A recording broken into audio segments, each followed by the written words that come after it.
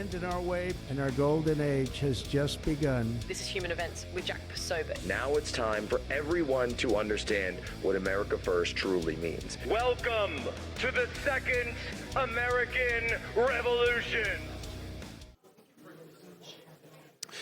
All right, folks, Jack Posobiec. We're here live back Philadelphia, Pennsylvania, Human Events Daily. Today is the birthday of the United States Marine Corps, which was born and birthed. The first recruiting drive just blocks away, Tun Tavern, right here at Penn's Landing, where we're all sitting right now. And I'm in a room surrounded by Marines, so I'm simultaneously in the safest place I've ever been and the most dangerous place I've ever been. But folks, did you know that in the last 6 weeks, 86 million AT&T users had their name, address, and social security numbers leaked? Or that the CCP is harvesting massive volumes of Americans' personal data to train DeepSeek and other AI systems? Now, while you're online doing the work like I am, you need digital camouflage. And that's why I've partnered with our newest show sponsor, Patriot Protect. Patriot Protect removes your personal data from the internet. Whether it's Google, Amazon, or Apple, your personal data will be wiped so that scammers and cyber criminals and swatters like the ones that tried to come after the Poso family will not and cannot find your data, and you could take back your security and privacy. Once Patriot Protect scans and scrubs your personal information, they'll continuously monitor your info to make sure every new instance of a possible data breach is eliminated immediately. I'm talking 24/7 protection for the cost of keeping the porch lights on. The only thing that's worse than getting hacked is knowing that you could have stopped it, but you didn't take action, when you could have gone to patriot-protect.com/POSO and used promo code POSO for 15% off a yearly subscription. That's patriot-protect.com/POSO and use that promo code POSO for 15% off a yearly subscription. patriot-protect.com/POSO. All right, now, since we're here on Human Events Daily, and we've always got a Navy veteran. Believe it or not, there's been a Navy veteran on almost every single episode of Human Events Daily. However, today's all about the Marine Corps, which is a certain lesser-known department of the Navy. Just got to get that in there. But, of course, I wanted to bring on one of my good friends. You guys know him, Dan Caldwell. He's the former senior advisor over at the Pentagon, the Department of War, and, of course, a proud United States Marine veteran. Dan, how are you? I'm doing great. And Jack, you set it up, so I just got to go for it. When you say we're part of the Department of the Navy, you're correct. We're the men's department of the Navy. Now, Dan, I just wanted to let you know that when you're in the green room here at Human Events Daily, I know you might get a little bit hungry, so I've let out a couple of packs of Crayola crayons for you to gnaw on if you get your appetite up a little bit. Well, I appreciate that. I am getting hungry. I hope you have the green. That's my favorite flavor. That's so weird. We keep running out of the greens, and now I think I know why. But, but Dan, we're here with we're here with the Vietnam veterans. We're here with my company, and one of the things that this memorial earlier today that really struck with me was the intensity of the Vietnam conflict and how intense it was for the Marines. 7 pages single spaced of KIAs that they read through, a single bell rung after each one. And it took quite some time to get through the entire list because they read the names out. And you realize that, wait a minute, that's just one company.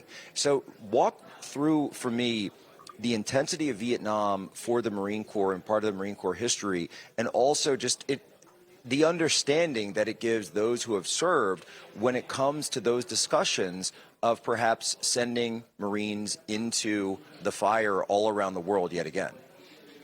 Yeah, this is important, Jack. And first of all, I enjoyed watching part of the ceremony that you posted today. I just want to say, when I was going through basic training in the Marine Corps, I was always told that we walk in the shadows of giants. And the Vietnam Marines were definitely those giants for us junior Marines. We always looked up to them. And, we were well educated on our history in Vietnam, and you cannot overstate the intensity of the Marine experience in Vietnam. So first and foremost, it's important to know that most of the Marines of Vietnam served in I Corps, which is the military unit that controlled all the U.S. military assets in the northern part of South Vietnam. So they were right on the border with North Vietnam, the DMZ, and then they also controlled areas all the way out to the border with Laos. So that's where you had places like Khe Sanh, where there was a famous battle fought where the Marines really distinguished themselves, basically held out in a siege for several months.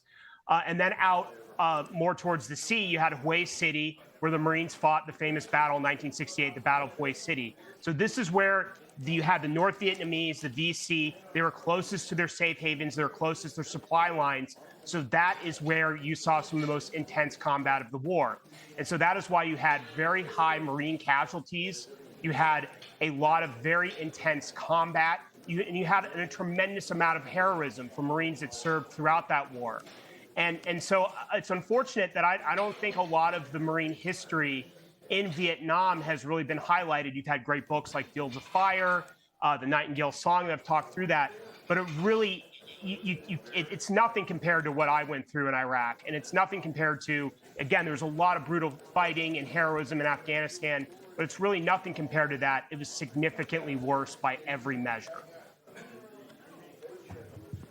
And so, Dan, I could see that from, it connected with me today because as they read the names, so many of, they also read the dates. They read the dates of their sacrifice, and so many of the men, the dates would line up. It was the same day that they were all killed, and so you realize these battles that were coming back day after day after day were just so intense.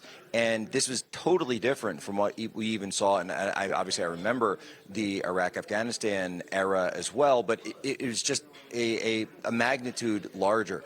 Dan, you and I talk about this all the time, but, obviously the United States Marine Corps is willing to go wherever Uncle Sam sends them. But isn't this also, on the flip side, why we need to be very, very careful and honor their service and willingness to do that if we are to then call them into, say, Iran or Venezuela or one of these places?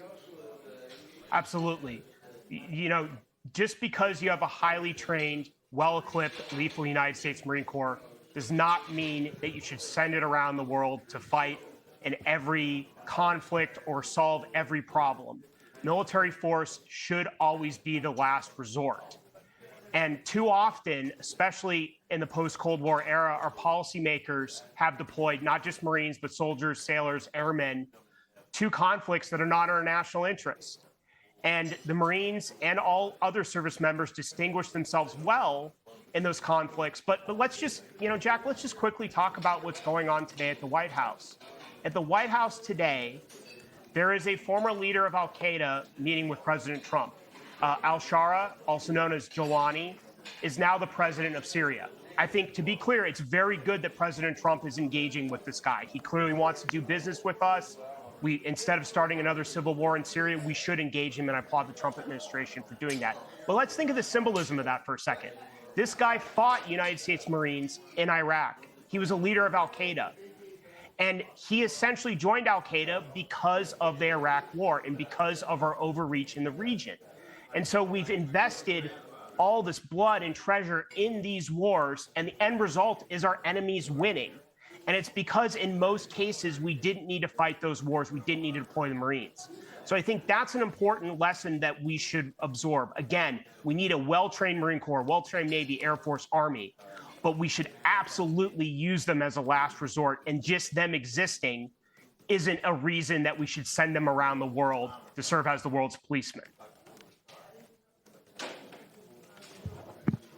And that's exactly right. When you have a fighting force that's willing to do that, that's willing to go into harm's way. And by the way, and I'm just going to say it, that even though the Vietnam War, and there's obviously a lot of questions about the Vietnam War, many which I hold, but people need to remember as well, the Vietnam War was about fighting communism. Yes. And that when you talk to the men who came back from Vietnam, that is the number one reason they give for why they fought. They said, I was fighting communism. That's why we went over there. And so you don't hear that from, many of the sort of anti-Vietnam War stories that are told. Now, that being said, it also stands to reason that we ask the question, did it make sense and, for the conduct of war, et cetera, et cetera. And so when you look at all these things together, it's really begs the question, right? It always begs the question of, did we get into something for the right reasons, or are we going in and creating more problems because of our interventions. And you just mentioned Syria, for example, something where the United States did intervene. Now, obviously, we were not directly involved in the civil war, but we certainly were indirectly. And that was a civil war that led to this al-Qaeda, quote unquote, former al-Qaeda leader now becoming a head of state over there. And there are serious questions about what's going on the ground of the Christians underneath al-Jilani, and I'm going to continue to call him al-Jilani, by the way, because that's his name, and questions that unfortunately, we're having a lot of trouble getting answers for. Absolutely. I want to go back to something you said about Vietnam. I think it was Senator Jim Webb, former Secretary of the Navy, wrote Fields of Fire. He said that he could make a better argument for intervening in Vietnam in the context of the global Cold War than he could in Iraq, regardless of how bad Vietnam became, how detached from core objectives in terms of containing communism it became.